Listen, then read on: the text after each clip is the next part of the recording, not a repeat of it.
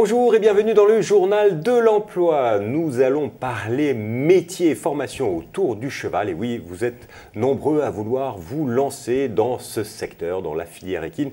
Alors il y a énormément de métiers, on ne va pas découvrir tous les métiers, seulement quelques-uns avec Florence Piret. Bonjour. Bonjour. Vous êtes directrice du centre de formation des apprentis de Grosbois. Oui. Alors Grosbois, pour les téléspectateurs qui ne connaissent pas, c'est un haut lieu du trot en France, c'est ça? Oui. Tout à fait, c'est un centre d'entraînement qui est unique en Europe, on peut dire, qui est dédié aux entraîneurs, qui permet à tous les entraîneurs d'entraîner des chevaux tout près de Vincennes et d'avoir toutes les infrastructures, on va dire, les plus modernes pour entraîner leurs chevaux. Alors concrètement, on y trouve, c'est quoi? Il y a plein de... C'est des haras, on dit? C'est des centres d'entraînement? On trouve des écuries, à peu près 80 écuries, et toutes les infrastructures en termes de pistes, une clinique vétérinaire, un maréchal, le centre de formation dont je m'occupe.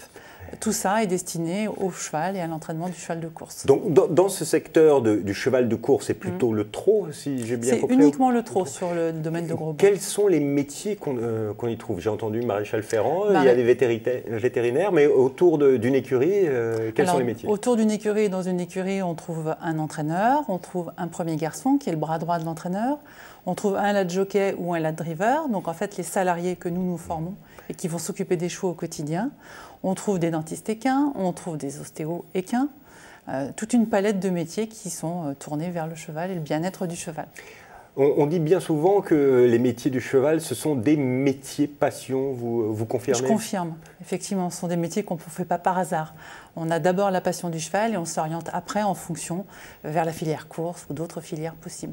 Alors, vous êtes aujourd'hui directrice d'un centre de formation d'apprentis qui dépend de la FASEC, c'est ça? Tout à fait. Et à Grosbois, vous formez à quel diplôme très concrètement? Alors nous formons au Bac Pro Conduite et gestion de l'entreprise hippique et au BTS Analyse et conduite de la stratégie de l'entreprise.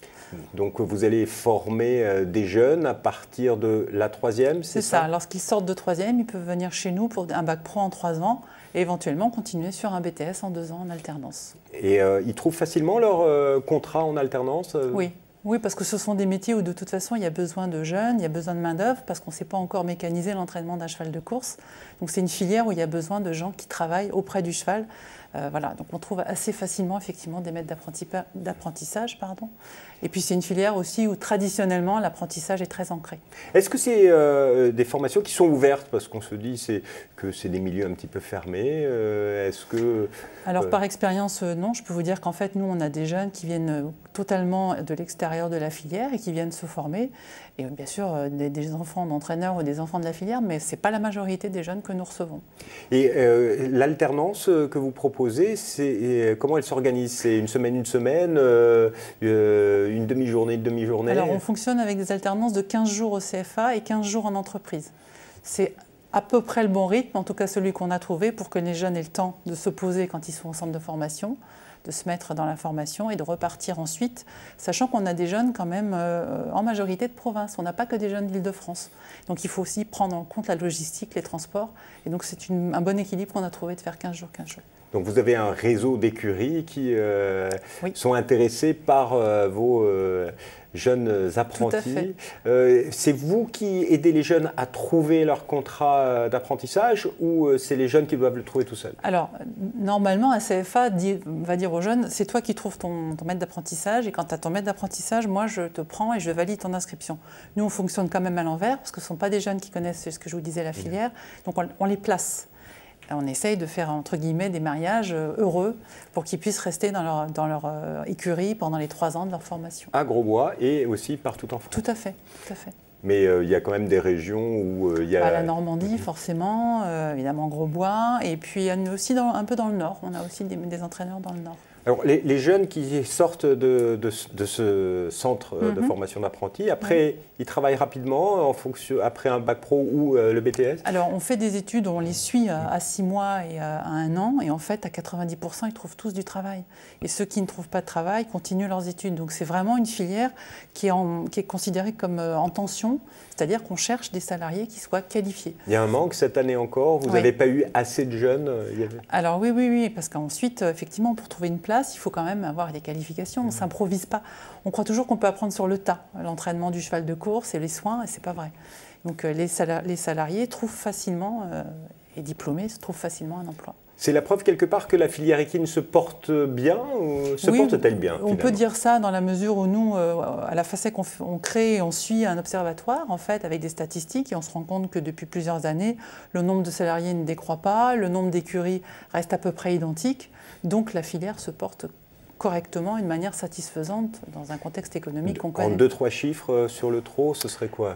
Alors, donc en fait, dans la filière des courses trot et galop, il y a environ 2500 écuries et 850 écuries qui emploient des salariés, sachant que dans le trot, ce sont des TPE, donc ce sont des entreprises où il y a en moyenne 3 salariés. Donc ce sont des toutes petites entreprises. Mais ce sont les TPE qui créent de l'emploi. Voilà, alors, quel conseil donner à des jeunes qui seraient tentés par l'aventure dans votre CFA? Alors, s'ils sont tentés, c'est déjà de venir nous rencontrer, de commencer à s'intéresser à leur futur, on va dire au mois de janvier, avant la rentrée scolaire, janvier-février, de nous contacter. Et donc, on les recevra. Il y a forcément un entretien de motivation, aussi des tests scolaires, et ensuite on valide l'inscription dans le premier semestre pour la rentrée en septembre. Madame Piré, merci beaucoup pour cet éclairage sur ce secteur et vos métiers. Si vous voulez en savoir plus, vous pouvez aller tout de suite sur le site internet www.école-d-course-hippique.fr ou bien également sur le site www.afasec.fr. Vous les retrouvez bien évidemment sur notre site internet. Au revoir et à bientôt pour un nouveau journal.